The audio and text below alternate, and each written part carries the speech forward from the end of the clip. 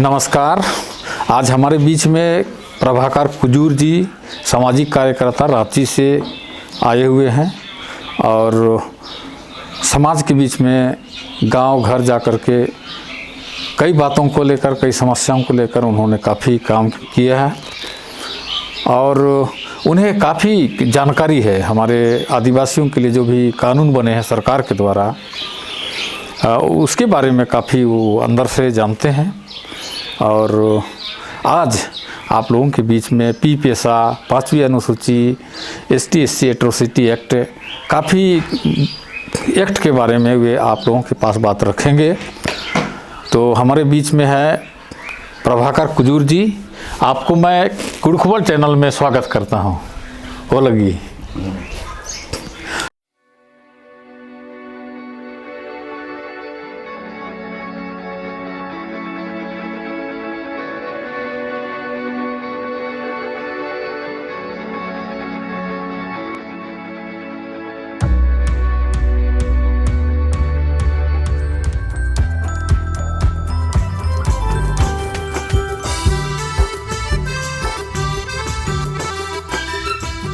तो आप सबसे पहले ये बताइए कि हम आदिवासियों की जल जंगल ज़मीन की सुरक्षा या आदिवासियों की सुरक्षा के लिए सरकार द्वारा बीच बीच में कई कानून लाए गए हैं, तो इनके बारे में आप बताइए कि क्या क्या कानून हमारे लिए। जैसा कि निमेश सर ने कहा कि जो संवैधानिक प्रावधानों के तहत जो सरकार ने कानून बनाए हैं, उनका इन 70 सालों में जो संवैधानिक प्रावधान 5वीं अनुसूची के रूप में जो दिया गया है, जैसा कि हम लोग कहते हैं कि संविधान में कुल 22 भाग 12 अनुसूची 395 अनुच्छेद है, उसी में एक 5वीं अनुसूची है जिसको हम लोग कहते हैं अनुसूचित क्षेत्र। अनुसूचित क्षेत्र का जो शीर्षक है अनुसूचित क्षेत्र और अनुसूचित जनजातियों के प्रशासन और नियंत्रण के बारे में उपबंध। इसकी जब हम लोग बात करते हैं तो अनुसूचित क्षेत्र की घोषणा जो है माननीय राष्ट्रपति करते हैं और अनुसूचित जनजातियों की घोषणा भी माननीय राष्ट्रपति करते हैं। संविधान के अनुच्छेद 244(1) के भाग ग के पारा 6(1) के तहत अनुसूचित क्षेत्रों की घोषणा करते हैं माननीय राष्ट्रपति और अनुच्छेद 342 के तहत अनुसूचित जनजातियों की घोषणा माननीय राष्ट्रपति करते हैं। जैसा कि लिखा है कि अनुसूचित क्षेत्र के प्रशासन नियंत्रण के बारे में उपबंध, तो वह संविधान के 73वें संवैधानिक संशोधन के बाद संविधान में भाग 9 यानी पंचायतों की व्यवस्था की गई।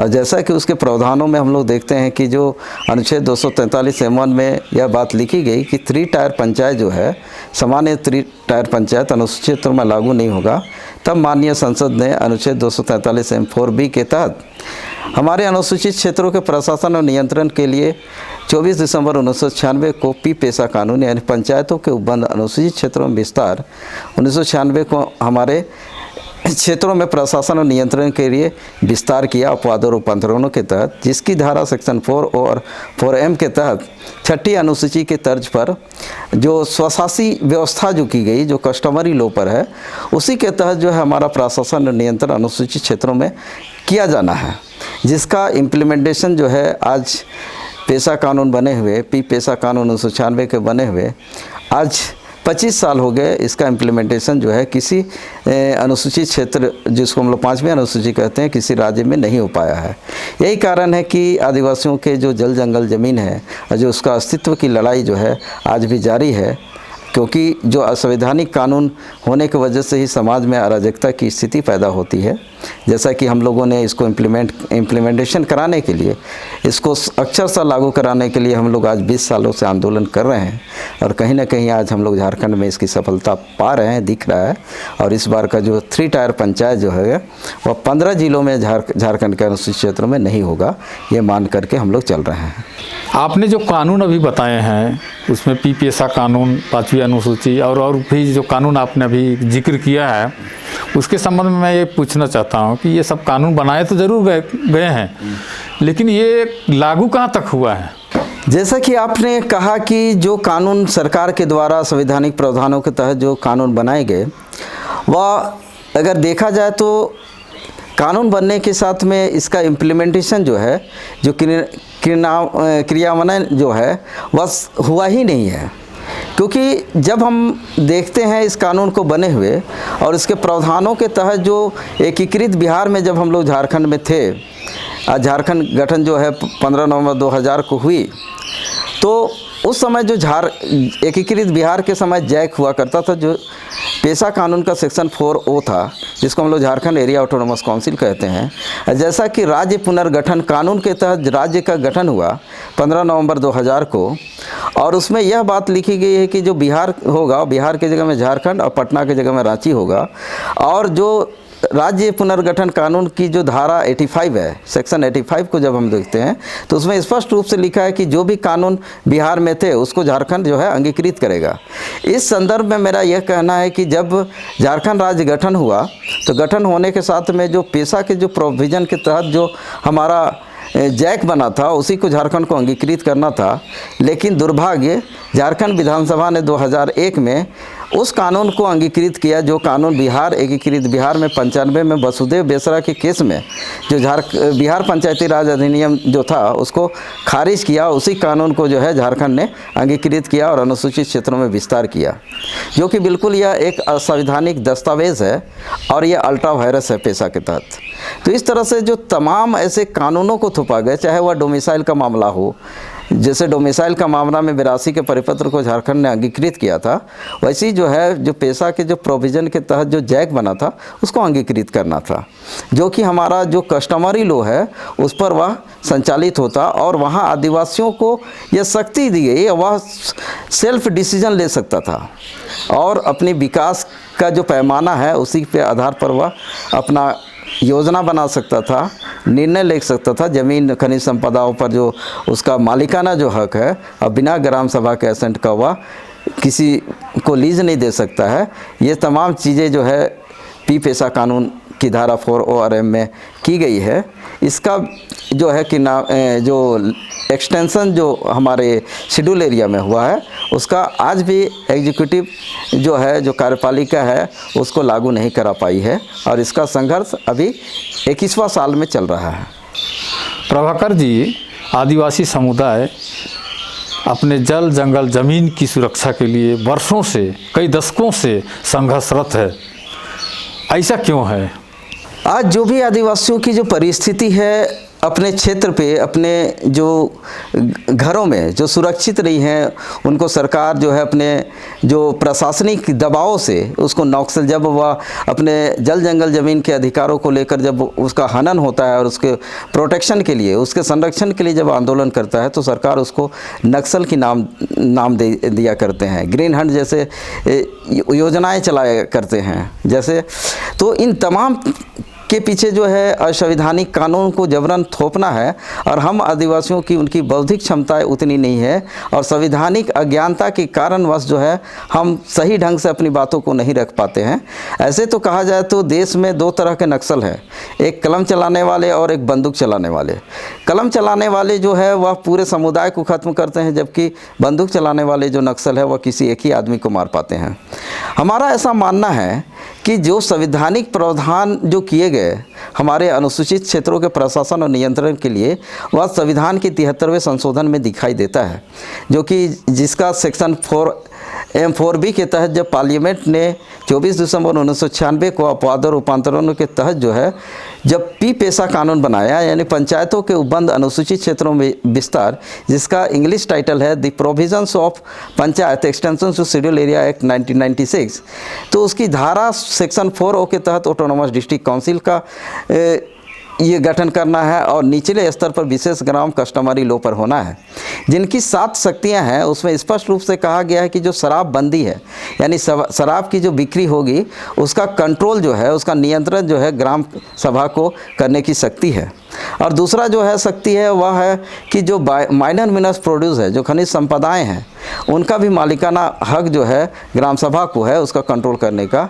और तीसरा, जितने भी सोशल इंस्टीट्यूशन हैं उनका भी कंट्रोल जो है ग्राम सभा को करना है। और जितने भी यहाँ पर योजनाएं बनेंगी या तो जो बाज़ार हाट लगेगा उसका भी ऑप्शन जो है वह ग्राम सभा करेगा। और जितने भी अनुसूचित जनजातियों की ज़मीन जो है गैर कानूनी की तरह से जो गैर ले लिए हैं, सामान्य लोग ले लिए हैं, उसका रिस्टोरेशन का भी पावर जो है इस पेशा कानून के सेक्शन 4 और 4M में दिया है। उसी तरह से सबसे बड़ा जो शक्ति दिया गया है वह दिया गया है कि जो ग्राम सभा होगा कस्टमरी लॉ पर, जो सेक्शन 4M जो कहता है, उसमें कहा गया है कि ग्राम सभा shall be competent and save the preserve the traditional resources. यानी ट्रेडिशनल रिसोर्सेज क्या है? पढ़ा व्यवस्था के द्वारा जो हमारा पहनाई ज़मीन है, जो भूत खेत है, डाली कतारी है, ये तमाम चीज़ों को संरक्षित करने का पावर जो दिया है। और उसमें जो इंक्लूडिंग जो ट्राइबल सब प्लान है, जिसको हम लोग जनजातीय उपयोजना कहते हैं, जो संविधान में संविधान के अनुच्छेद 275(1) के तहत जो प्रावधान किए गए हैं, वह हमारे लिए इसलिए किए गए हैं क्योंकि देश की जो आर्थिक जो सहायता देती है ये अनुसूचित क्षेत्र, वह खनिज संपदाओं से भरा हुआ है। आज भी हम अनुसूचित जनजातियों के क्षेत्र से 60% इकनॉमी जो है हम लोग केंद्र सरकार को हम लोग मदद करते हैं, लेकिन उसी के एवज में मिलता है, लेकिन उसका भी कंट्रोल आज कल्याण विभाग कर रहा है। यही कारण है कि हमारा जो है दूर दूर तक विकास नहीं हो पा रहा है और हम अपने अस्तित्व की लड़ाई आज भी लड़ रहे हैं इन गैर कानूनी संवैधानिक कानूनों के तहत। जल, जंगल और ज़मीन 3 चीज़ें हैं जो आदिवासियों के पास मुख्य रूप से पाई जाती हैं। लेकिन इन 3 चीज़ों को बचाने के लिए, इसकी सुरक्षा के लिए जब आदिवासी लोग संघर्ष करते हैं, आंदोलन करते हैं, तो सरकार बंदूक की नोक पर इस आंदोलन को दबाना चाहती है। तो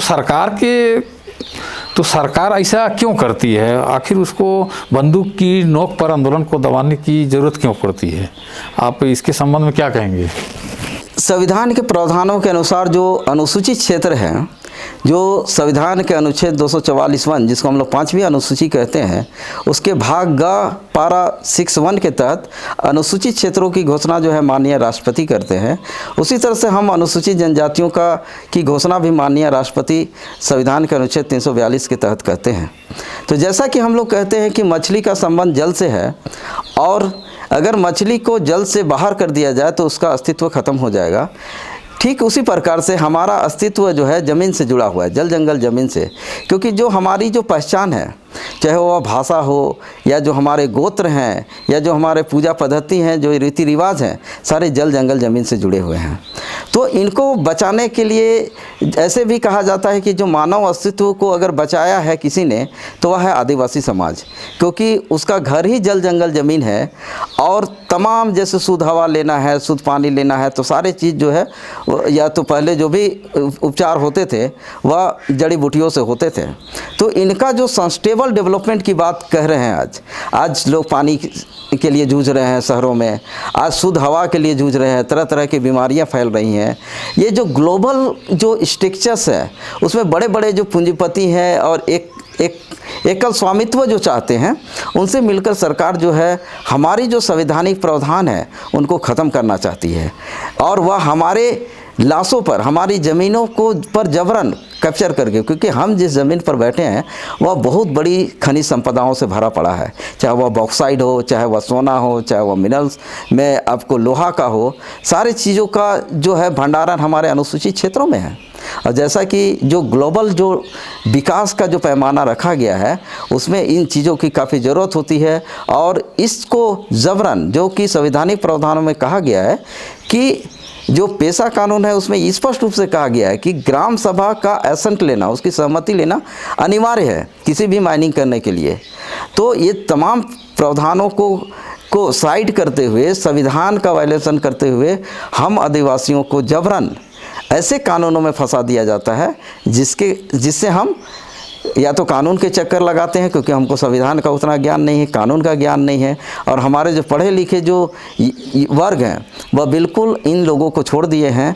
यही कारण है कि जब समाज में किसी तरह का समस्या आता है तो उसके पीछे कारण है पढ़े लिखे लोग, क्योंकि वह अपने समाज को नहीं बता पाते हैं।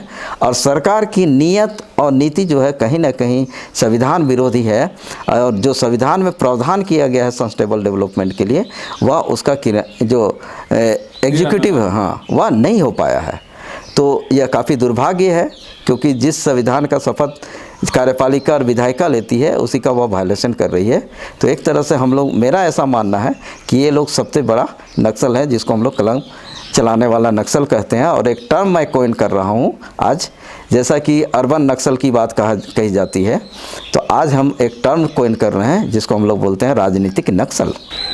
सरकार 5वीं अनुसूची बनाकर आदिवासियों के लिए कई सुरक्षा और सुविधाएं मुहैया कराई है।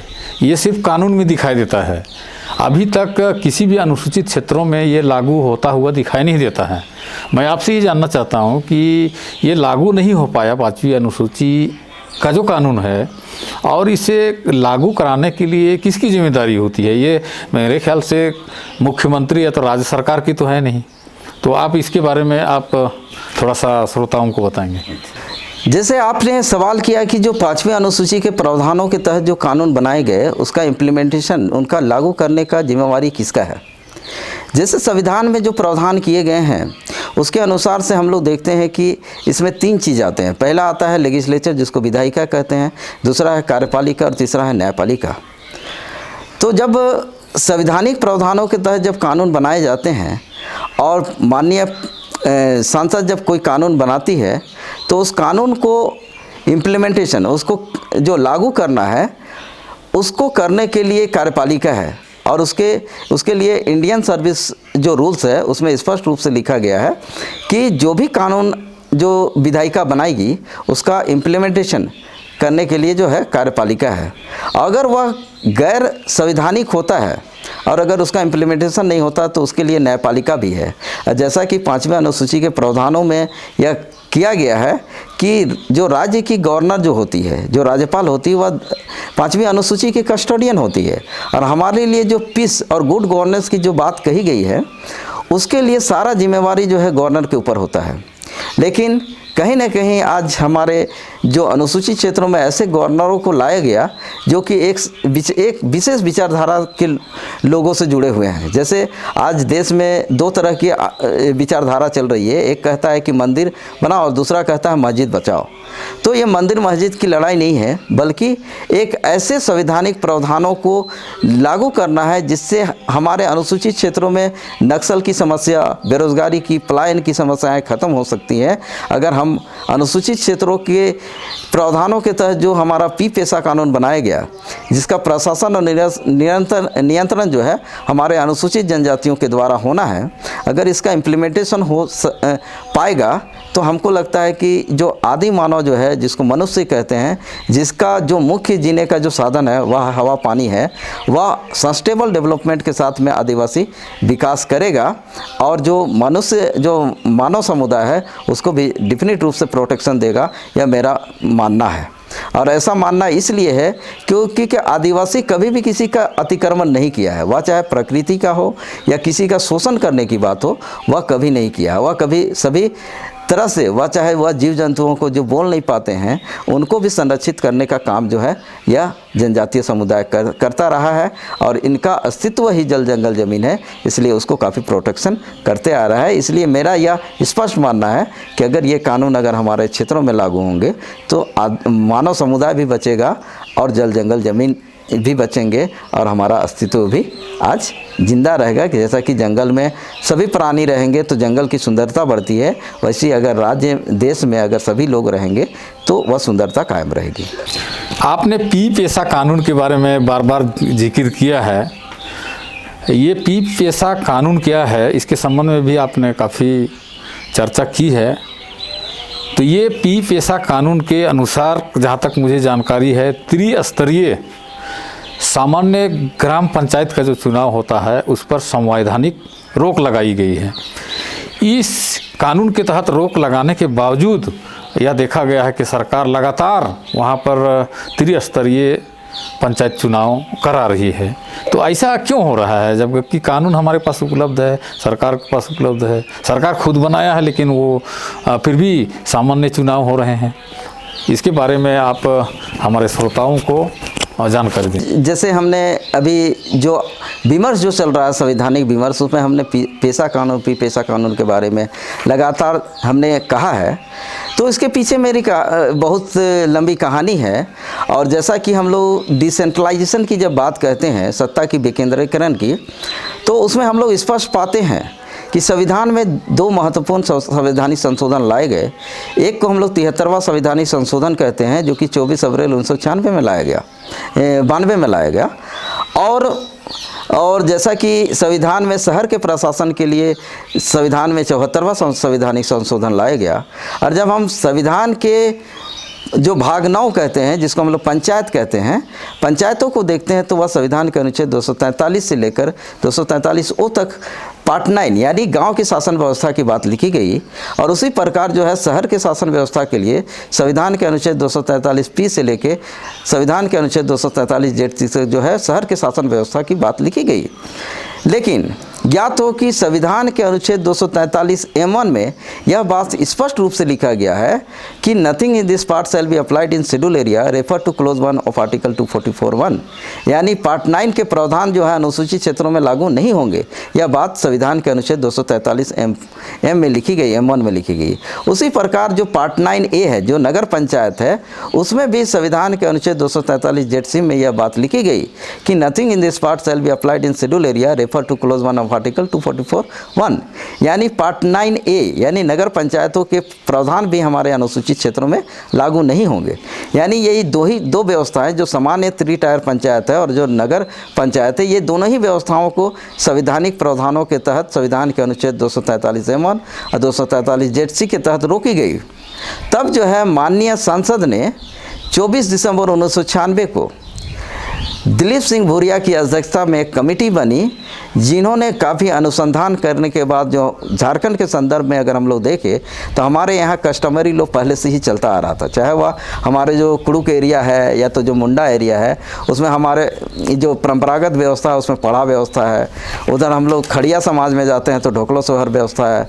उधर संथाल में जाते हैं तो मांझी परगना व्यवस्था है। तो इस तरह से तमाम जनजातियों का जो है एक व्यवस्था है, उसी व्यवस्था को एम्पावर करने के लिए माननीय संसद ने 24 दिसंबर 1996 को संविधान के अनुच्छेद 243(m)(4)(b) के तहत, जिसमें स्पष्ट लिखा है कि not with any stand in this constitution, यानी संविधान में किसी बात के होते हुए भी पार्लियामेंट में by law extend to this provision subject to such exception and modification as may be specified in such law and no such law shall to deem to be an amendment of purpose of article 368। उसमें यह बात स्पष्ट रूप से लिखी गई है कि संविधान में किसी बात के होते हुए भी माननीय संसद जो है जो भाग 9 है उसके प्रावधानों को अपवादों और रूपांतरणों के साथ जो है अनुसूचित क्षेत्रों में विस्तार करेगा। और इस तरह से वह जो है पंचायतों के विस्तार अधिनियम 1996 को जो है हमारे अनुसूचित क्षेत्र में प्रशासन और नियंत्रण के बारे में उपबंध किया। और उस उपबंध में यह कहा गया कि राज्य विधानसभा जो है पेशा का सेक्शन 4 के तहत 23 प्रावधानों के विरुद्ध कोई भी नियमावली नहीं बनाएगा। और उसका सेक्शन 4O के तहत राज्य का जो जिला होगा, जिले के स्तर पर स्वशासी जिला परिषद और निचले स्तर पर विशेष ग्राम सभा होगा, जिसको शक्ति दी गई है, अधिकार की बात नहीं कही गई है, जो कि संविधान के 6ठी अनुसूची के पैटर्न पर होगा।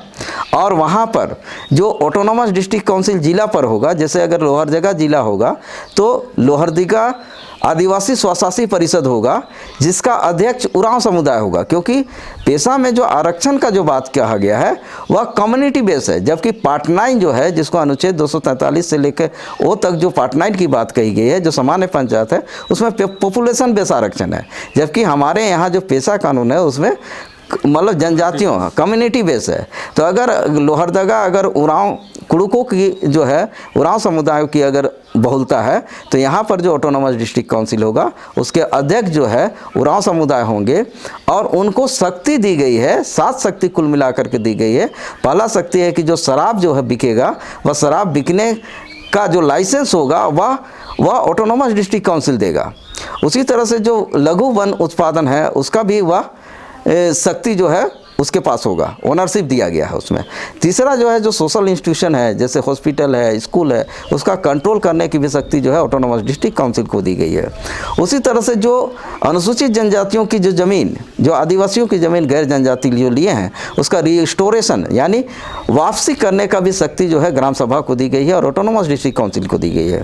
उसी तरह से जो बाजार हाट जो हमारे यहाँ लगते हैं छोटे छोटे गाँव में, उसका ऑप्शन जो है करने का जो शक्ति होगा वह हमारा जो ऑटोनोमस डिस्ट्रिक्ट काउंसिल और ग्राम सभा को होगी। उसी प्रकार जो है सबसे बड़ा जो पावर दिया गया है इसमें इसमें ये कहा गया है कि जो ऑटोनोमस डिस्ट्रिक्ट काउंसिल होगा और जो ग्राम सभा होगा वह अपने लिए, अपने गांव के लिए, अपने शहर के लिए योजना खुद बनाएंगे कि उनको क्या चाहिए, और इंक्लूडिंग जो ट्राइबल सब प्लान है, यानी संविधान के प्रावधानों के तहत जो 275(1) का जो पैसा है, यानी जिसको हम लोग जनजातीय उपयोजना कहते हैं, उसका कंट्रोल भी ऑटोनोमस डिस्ट्रिक्ट काउंसिल और ग्राम सभा आदिवासियों के द्वारा होगा। यही जो है अबुआ दिसुम अबुआ राज का कॉन्सेप्ट है, जिसको स्लोगन के रूप में सिर्फ दिया गया। आज इसका 25 साल हो गया, इसका इम्प्लीमेंटेशन नहीं हो पा रहा है और यह काफ़ी दुर्भाग्य की बात है। और आज हम लोग यह स्पष्ट और के रूप से कह सकते हैं कि इसकी लड़ाई जब हम लोगों ने शुरू किया उस समय हम लोगों को समर्थन नहीं मिल पा रहा था, लेकिन आज 15 जिलों जो अनुसूचित क्षेत्र के रूप में घोषित हुए हैं माननीय राष्ट्रपति के द्वारा 2007 में, वह सारी जगहों से हम लोगों को समर्थन मिल रहा है और हम लोगों ने संवाद करना शुरू किया है सरकार से, और सरकार भी बैकफुट में है। और हम लोग आश्वस्त करते हैं कि जो हमारे धरती आबा बिरसा मुंडा का जो आंदोलन रहा अबुआ दिसुम अबुआ राज का, उस कॉन्सेप्ट को हम लोग आज जिंदा रखें और बहुत ही कम समय में अब दिया देखेंगे आदिवासियों के चेहरे पर मुस्कान देखने वाले हैं, क्योंकि हमारा नियंत्रण जो है ज़मीन पर होगा, हमारी प्रशासनिक स्ट्रक्चर जो है हमारे पास होगा। तब हम कैसे डेवलप करते हैं, यह भी एक विश्व के लिए एक आइडियोलॉजी होगा, एक ये मार्गदर्शन, एक आइडियोलॉजी के साथ वह चलेगी और यह दिखाएगी कि आदिवासी समाज जो है सही में प्रकृति के से इतना घुल मिल करके रहते हैं और आने वाला जो मानव समुदाय होगा वह बचेगा। आपकी बातों से लगता है कि आदिवासियों के लिए बहुत एक बड़ा काम होने वाला है, और सुन करके मेरा मन काफ़ी हरा हुआ कि चलो हमारे आदिवासी भाई लोग आप जैसे सामाजिक कार्यकर्ता की मेहनत की वजह से कुछ तो बहुत अच्छा भविष्य नज़र आ रहा है। तो जैसा कि आपने कहा कि अनुसूचित क्षेत्रों में जहाँ पर भी कोई कमेटी बनेगी या तो उसका जो मेन अध्यक्ष होगा वो आदिवासी समुदाय से होगा, क्योंकि यह कम्युनिटी बेस्ड है। तो मैं जैसा कि देखता आ रहा हूँ, कई वर्षों से देख रहा हूँ कि झारखंड सरकार के अंदर एक ट्राइबल एडवाइजरी कमेटी है, तो उसमें मुख्यमंत्री उसका अध्यक्ष हुआ करते हैं। आज जैसे पिछली सरकार में जब सरकार थी, भाजपा की सरकार थी, उसमें मुख्यमंत्री उसका अध्यक्ष हुआ करते थे। तो क्या यह कानून का उल्लंघन नहीं है, या हो सकता है मैं गलत बोल रहा हूँ, आप क्या कहेंगे? जैसे आपने बहुत बढ़िया सवाल किया है कि जैसा अनुसूचित क्षेत्र और अनुसूचित जनजातियों के प्रशासन और नियंत्रण के बारे में जो उपबंध की बात कही गई है, जिसका जो 5वीं अनुसूची है उसका शीर्षक है, और उसमें एक टीएसी की बात कही गई है, यानी ट्राइब एडवाइजरी काउंसिल, यानी जनजातीय परामर्शदात्री उसको कहते हैं हिंदी में। और बेशक जैसा कि टाइटल से ही पता चलता है, शीर्षक से, कि जनजातीय परामर्शदात्री, तो उसमें जनजातियों का एक समूह होगा जो 20 सदस्यों से बनी होगी, और 20 सदस्य जो होंगे उसमें यह प्रावधान किया गया है कि राज्य के जो 3/4 होंगे, 3/4 होगा, वह राज्य के विधानसभा के वह विधायक होंगे, और 5 जो जनजातीय जो सदस्य होंगे वह विभिन्न क्षेत्रों के जो एक्सपर्ट हैं उनके द्वारा वह शामिल होंगे, यानी कुल मिला के 20 सदस्य होंगे, और उन्हीं में अध्यक्ष और उपाध्यक्ष का चुनाव होगा। लेकिन दुर्भाग्य जो हमारी जो विधायिका है या जो झारखंड में जो सरकार है, वह संवैधानिक प्रावधानों को सही से पढ़ती ही नहीं है, और संवैधानिक अज्ञानता के कारण जो है असंवैधानिक कानून बनाए जाते हैं, असंवैधानिक नियमावली बनते हैं। इनके पीछे जो है हमारी विधायिका की ज़रूर उनके राजनीतिक एम्पावरमेंट हुआ है, लेकिन संवैधानिक बौद्धिक एम्पावरमेंट की काफ़ी घोर कमी है। जैसा कि बीते सरकार में जो रघुवर सरकार की अध्यक्षता में जो बनी थी टीएसी, उसमें स्पष्ट रूप से यह बात लिखा गया है कि जनजातियों का समूह है तो गैर जनजाति उसमें हो नहीं सकता है। इसी बात को लेकर के हम लोगों ने झारखंड हाईकोर्ट में एक जनहित याचिका दायर किया था, लेकिन हम लोगों को इसमें फाइन किया यह कहते हुए कि यह गलत है बोल करके। लेकिन इसमें भी न्यायपालिका की कहीं ना कहीं भूमिका जो है संदेह से भरा हुआ है, क्योंकि जब वहाँ जनजातियों की समूह है तो वहाँ गैर जनजाति को होना नहीं है। और जैसा कि उसमें दो बात उसमें कहा गया है। जनजातियों जो है वह सलाहकार परिषद उसमें सलाह देने का है, तो सलाह दो ही चीज़ में वो देगा। एक ज़मीन है जिसको लैंड कहते हैं, और दूसरा है मनी लेंडर्स जिसको हम लोग बोलते हैं साहूकार। तो जैसा कि इसी बात का इम्प्लीमेंटेशन जो है यही रिपील हो करके हमारा पेशा कानून में है। अगर पेशा कानून की धारा में हम लोग जब देखते हैं 4M में, तो इसका बात स्पष्ट रूप से लिखा हुआ है कि ग्राम सभा और ऑटोनोमस डिस्ट्रिक्ट काउंसिल जो है ज़मीन पर नियंत्रण करेगी, और जो साहूकार हैं, जो मनी लेंडर्स है, इवन हमारा जो बैंक है हमारा अनुसूचित क्षेत्रों में, उसका भी नियंत्रण करने की शक्ति जो है हमारा ग्राम सभा और ऑटोनोमस डिस्ट्रिक्ट काउंसिल को होगा। तो इसी बात का इम्प्लीमेंटेशन हुआ है 73वें संशोधन के बाद, जो पेशा कानून के रूप में हम लोग को मिला है। और बेशक हमारे क्षेत्र में अनुसूचित क्षेत्र के अलावा सामान्य क्षेत्र भी है, और राज्य जैसे झारखंड राज्य 5वीं अनुसूची वाला राज्य है, और 15 जिलों को छोड़ करके जो आपका 11 जिला जो है, 11 जिला में TSC काम करेगी। और क्योंकि 11 जिला में भी हमारे अनुसूचित जनजाति के लोग रहते हैं, उनका भी जल जंगल ज़मीन है, तो उनको संरक्षित करने के लिए, उनको मनी लेंडर से बचाने के लिए ये TSC का गठन होना है। लेकिन दुर्भाग्य है कि आज झारखंड सरकार बने हुए 1.5 साल हो गए हैं, इसका गठन नहीं हो पाया है, जो काफ़ी हम लोग को मारमाहत करती है। क्योंकि जो कानून जिनके लिए बने हैं, अगर ये कानून बना होता तो आज जो अनुसूचित क्षेत्रों में जो माइनिंग हो रहा है, खास करके हमारा जो बड़का गांव है या तो ये हजारीबाग है, वहाँ हम लोग के जनजातियों को प्रोटेक्शन मिलता है इस जनजातीय सलाहकार परिषद से। आपसे अगला सवाल कि ST और SC हमेशा से प्रताड़ित रहे हैं, विशेषकर SC जो जात होते हैं उनको तो और ही ज़्यादा प्रताड़ित किया जाता है। हत्या, बलात्कार और हिंसा, कई तरह की हिंसाएं होती है उच्च वर्गों के द्वारा। तो इन उच्च वर्गों के द्वारा जो प्रताड़ना की जाती है निचले तबके के लोगों को, उनसे सुरक्षा के लिए सरकार ने कानून बनाए हैं जिसे ST/SC एट्रोसिटी एक्ट के नाम से हम लोग जानते हैं। तो इसमें आदिवासियों के लिए सुरक्षा के लिए क्या क्या प्रावधान किए गए हैं? आपने कहा अनुसूचित जनजाति उत्पीड़न कानून के बारे में, आपने अभी सवाल किया आप हमसे। तो इसमें जो प्रावधान किए गए हैं, जैसा कि आर्टिकल 46 को अगर हम लोग देखते हैं तो उसमें यह कहा गया है कि जो भी समुदाय आर्थिक रूप से, सामाजिक रूप से अगर कमज़ोर है, उसको संरक्षित करने के लिए उसमें एट्रोसिटी ना हो सके, उसका अतिक्रमण ना हो सके, उसमें जो है उत्पीड़न ना हो सके, इसके लिए संसद ने कानून बनाया जिसको हम लोग कहते हैं जनजातीय उत्पीड़न कानून कहते हैं। अनुसूचित जनजाति और जनजाति उत्पीड़न कानून कहा जाता है। अगर हम लोग आदिवासियों के संदर्भ में अगर देखते हैं तो आज सबसे बड़ी जो समस्या है आदिवासियों में, वह है ज़मीन की समस्या। ज़मीन जो है गैर जनजाति के लोग जबरन छीनने की कोशिश कर रहे हैं, सरकार छीनने की कोशिश कर रही है। तो इन्हीं तमाम चीज़ों को देखते हुए आज जो है माननीय संसद ने एट्रोसिटी कानून को जो है सुधार करते हुए, संशोधन करते हुए और उसको एम्पावर किया है। ये कहते हुए जो जनजातीय उत्पीड़न कानून जो है उसका 5 को जब हम लोग देखते हैं तो उसमें स्पष्ट रूप से लिखा है कि जो जनजातियों की जो ज़मीन है या उसका जल संग्रह है, उस पर अगर कोई एट्रोसिटी करता है, उसको अतिक्रमण करने की कोशिश करता है, तो वह जो अपने थाना क्षेत्र है, जिसको हम लोग बोलते हैं ST/SC थाना जो बोला जाता है, उसमें जा कर के वह शिकायत दर्ज करा सकता है। लेकिन इस कानून की भी जानकारी हम जनजातियों को हमारे बीच नहीं है।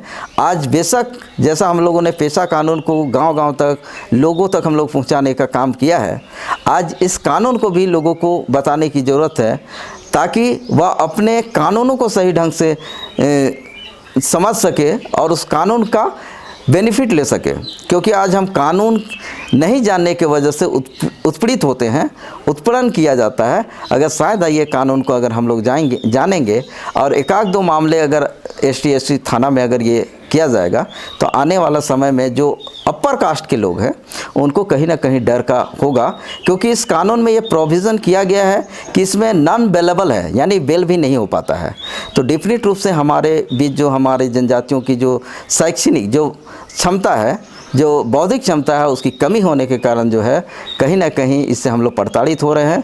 और मेरा जो क्षेत्र है जो संवैधानिक प्रावधान के तहत जो भी कानून दिए गए हैं उनको हम गांव-गांव तक, हम अपने लोगों तक इनको पहुंचा पाए, इन्हीं कामों को लेकर के हम आगे बढ़ रहे हैं। और आप लोगों का अगर साथ मिलेगा तो शायद हम अपने लोगों को उनके कानूनों को सही ढंग से बता पाएंगे और उनको मदद कर पाएंगे, ताकि हमारे ऊपर जो एट्रोसिटी हो रही हैं वह रुके और हम शांति से रह पाएँ। इसीलिए संविधान में प्रोविज़न किए गए हैं कानूनों का। और जैसा कि संविधान में पीस एंड गुड गवर्नेंस की बात कही गई है, तो जैसा कि हम लोग ये समझते हैं कि अगर संविधान के वायलेशन होते हैं और गैर संवैधानिक कानून को अगर जबरन थोपा जाता है तो समाज में अराजकता की स्थिति उत्पन्न होती है। जैसा कि अभी एनआरसी का मामला है या तो लव जिहाद का मामला है, जबकि डिफाइंड ही नहीं हुआ है। ऐसे कानून लाने से समाज में अराजकता की स्थिति उत्पन्न होती है। तो इन्हीं चीज़ों को रोकने के लिए हमारे लिए बहुत सारे कानून प्रावधान किए गए हैं और कहीं ना कहीं हमारी अज्ञानता के कारण हम आज उत्पीड़ित होते रहे हैं और हो रहे हैं। इनको बचाने के लिए बेशक हम लोगों को जागरूक करना होगा हमारे समुदाय को, ताकि हमारे लोग उत्पीड़ित ना हो सके और एट्रोसिटी से बच सके। दोस्तों, ST/SC एट्रोसिटी एक्ट ऐसा एक कानून है जिसमें अगर आप उस कानून के तहत अगर आप थाने में FIR करने जाते हैं तो थानेदार मना नहीं कर सकता, उनको FIR करना पड़ेगा। उसको FIR करने के लिए किसी हायर अथॉरिटी से, SP से या तो कमिश्नर से परमिशन की ज़रूरत नहीं है। आप FIR करने जाएंगे, उसको दर्ज करना होगा। ये कानून कहता है ST/SC एट्रोसिटी एक्ट। दूसरी चीज़, भाई साहब ने कहा कि बेल नहीं होती, उन्हें सीधे सीधे आप जेल जाएंगे। तो ये हमारे लिए प्रोटेक्शन के लिए बहुत अच्छा कानून है, इसका सदुपयोग करना चाहिए। तो भाई साहब प्रभाकर कुजूर जी, आपने बहुत सारी बातों को हमारे श्रोताओं, दर्शकों को अवगत करने की कोशिश की है। अब आखिरी सवाल मैं जो आपसे रिलेटेड है मैं करना चाहता हूँ, क्या कि कानून की बहुत बातें हुई। मैं आपसे ये जानना चाहता हूँ कि आप एक सामाजिक कार्यकर्ता हैं, तो किस रूप में आप समाज की सेवा कर रहे हैं और आपकी उपलब्धि कहाँ तक मिल रही है? ऐसे तो संघर्ष हमारा झारखंड गठन के समय से हुआ, और जब अपनी अधिकारों को जाने और जो दिलीप सिंह भूरिया से जब मिले, वसुदेव वेसरा से मिले, तो उनकी विचारों को, इवन जो BD शर्मा जो थे, जो पेशा कानून को जिन्होंने ड्राफ्ट किया, उनसे जब मिले तो हमको काफ़ी प्रेरणा मिली उनसे। और ऐसे करते करते जो है हम अपने अधिकारों को जानते चले गए। और बेशक हम जब अपने समुदाय में जाते हैं तो जब उनको स्थिति को देखते हैं तो उनकी स्थिति को देखने के पीछे उसका कारण हम ढूंढने का कोशिश करते हैं। तो वह कारण क्या है? तो हमको ऐसा लगता है कि जो प्रावधान किए गए संविधान में, उन प्रावधानों को इम्प्लीमेंटेशन नहीं होने के कारण जो है ये समस्याएं उत्पन्न हो रही हैं। तो आज हमारी जो उपलब्धि है, खास करके जो पढ़े लिखे जो युवा हैं, जो नौकरी के लिए दर दर भटक रहे हैं, उनके लिए हमारा जो झारखंड राज्य है वह पहला राज्य है जहां पर हम लोगों ने VBR को, यानी वैकेंसी बेस्ड जो रोस्टर था उसको हम लोगों ने PBR बना दिया है, यानी पोस्ट बेस्ड रोस्टर, यानी पदों में आरक्षण। जहां पर वैकेंसी में जो आरक्षण दिया जाता था, विज्ञापनों पर जितने भी वैकेंट आते थे, चाहे वह डॉक्टर है, इंजीनियर है, या एक साथ जैसे 100 वैकेंसी निकले उसमें 26% यानी 26 सीट उसमें रिजर्व हुआ करते थे। लेकिन आज हम लोगों ने झारखंड हाई कोर्ट के ऑर्डर से हम लोगों ने PBR लागू किया, जिसमें पदों में आरक्षण दिया गया। जैसे अगर JEE का अगर कोई पोस्ट अगर निकलता है तो अगर 1000 पोस्ट निकल रहा तो उसमें 26% हमारे लिए रिजर्व होगा, यानी उसमें हमारे लिए 2500 जो पोस्ट होंगे वह हमारे लिए रिजर्व होंगे। वैसी डॉक्टर का पोस्ट होगा, नर्स का पोस्ट होगा, जो पार्टिकुलर जो पोस्ट होंगे, या शिक्षक की बहाली होगी, उसमें भी हमारा 26% जो है रिजर्व होगा। और ऐसे तो डिस्ट्रिक्ट जो रोस्टर है उसमें 110% हो सकता है। जैसे हमारा लोहरदगा क्षेत्र है, बिल्कुल ही जनजातीय बहुल क्षेत्र है, अगर इसमें जिला रोस्टर अगर लागू किया जाए तो 110% यहाँ जो है आदिवासियों का प्रतिनिधित्व होगा। तो इन चीज़ों पर भी हमारा काम चल रहा है। और हर क्षेत्र में चाहे वह संवैधानिक अधिकारों को लेकर के हो, या जो उनके नौकरी की बात हो, या शिक्षा हो, या स्कॉलरशिप हो, तमाम चीज़ों पर हमने काम किया है और कहीं कहीं जो सफलता मिली है। अगर आप लोग का साथ मिले तो हमको डेफिनेट रूप से लगता है कि आप लोग जैसे लोग अगर हमारे साथ जुड़ेंगे तो आने वाले समय में डेफिनेट रूप से हम अपने जनजातीय समुदाय के जो बच्चे हैं या जो लोग हैं उनको बेहतर संवैधानिक प्रावधानों के तहत प्रोटेक्शन दे पाएंगे। यही हमारा उद्देश्य भी है और आने वाले समय में और कुछ करने, नया चीज़ करने का हम कोशिश करेंगे। इन्हीं तमाम बातों के साथ में आप हमारे से रूबरू हुए और जो विमर्श जो ख़त्म हो गई, आज धार्मिक विमर्श चल रहे हैं और जो धर्म को लेकर जो विमर्श हो रहा है, जैसे हमने कहा कि देश में दो तरह के विमर्श चलाए जा रहे हैं। एक कहता है कि मंदिर बनाओ, दूसरा कहता है मस्जिद बनाओ, लेकिन संवैधानिक विमर्श कहीं नहीं हो रहा है। आज आप हमसे मिले और जो साक्षात्कार हमारा किए हैं उसके लिए आपको हम तहे दिल से धन्यवाद कहते हैं और आपको बहुत सारी शुभकामनाएँ देते हैं कि आने वाले समय में आप हमसे पुनः फिर जुड़ेंगे। और इन्हीं तमाम बातों के साथ में आपको पुनः फिर से धन्यवाद। प्रभाकर कुजूर जी, आप कुड़खुवल चैनल में आकर के हमारे श्रोताओं को, दर्शकों को हमारे आदिवासियों की सुरक्षा के लिए, हक के लिए, अधिकार के लिए, जल जंगल ज़मीन की सुरक्षा के लिए क्या क्या सरकार द्वारा प्रावधान किए गए हैं, कानून बनाए गए हैं, इसके बारे में लंबी चर्चा की है और जानकारी दी है। इसके लिए मैं आपको धन्यवाद देता हूं। आपने कीमती समय दिया, उसके लिए भी बहुत बहुत धन्यवाद कुड़खुवल चैनल की ओर से। आप ऐसे ही जैसा कि आपने कहा कि और ऐसे अवसर दीजिए ताकि मैं लोगों को बता सकूं। आपको ज़रूर अवसर हम देंगे और मिलते रहेंगे। और इसी के साथ हम लोग इस साक्षात्कार को समाप्त करते हैं। फिर से आपको वो लगी जोहार।